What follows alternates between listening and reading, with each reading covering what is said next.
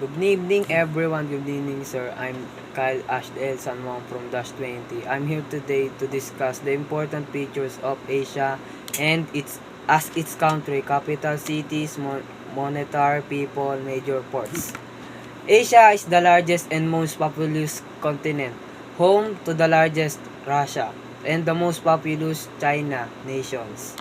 Asia is the largest of the world's continents, covering approximately 30% of the Earth's land area. It is also the world's most populous continent with roughly 60% of total population. Asia makes up the eastern portion of the Eurasian supercontinent. Europe occupies the western portion. The border between two continents is debated. However, most geographers define Asia's western border as a direct line that follows the Ural Mountains, Caucasus Mountains, and Caspian and Black Seas. Asia, Asia is bordered by the Arctic, Pacific, and Indian Ocean.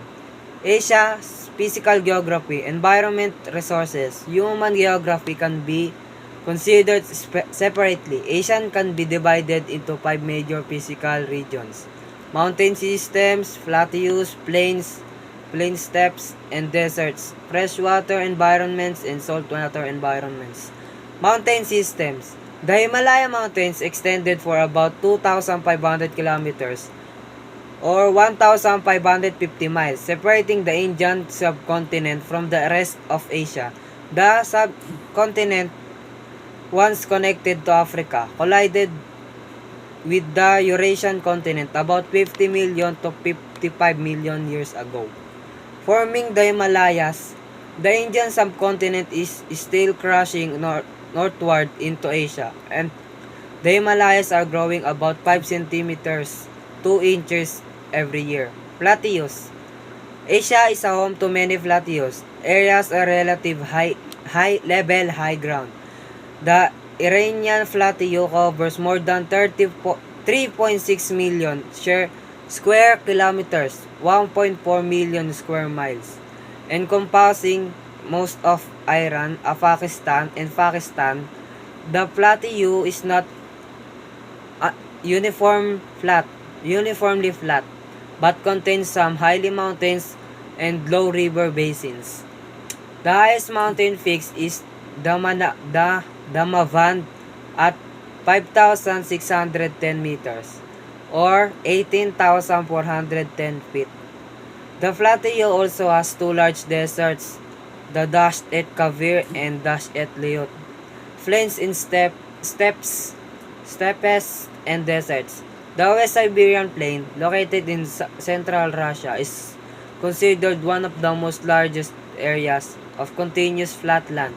It extends from north to south about 2,400 kilometers, 1,500 miles, and from the west to east about 1,900 kilometers, 1,200 miles, with more than 50% of its area at less than 100 meters, 330 feet above the sea level. The plain contains some of the world's largest swamps and floodplains. Freshwater.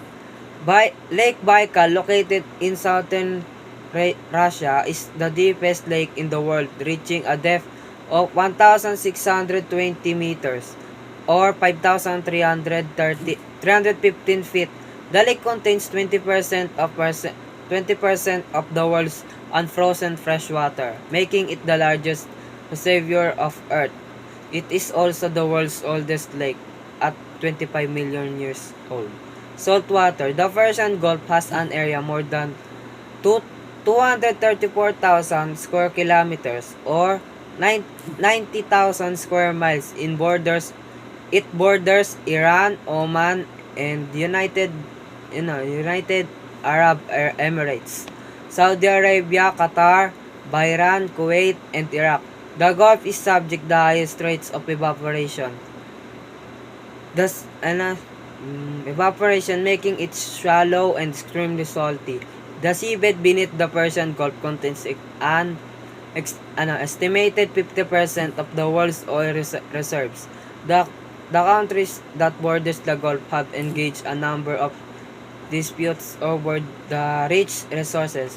That's today the importance of Asia's. Thank you, sir.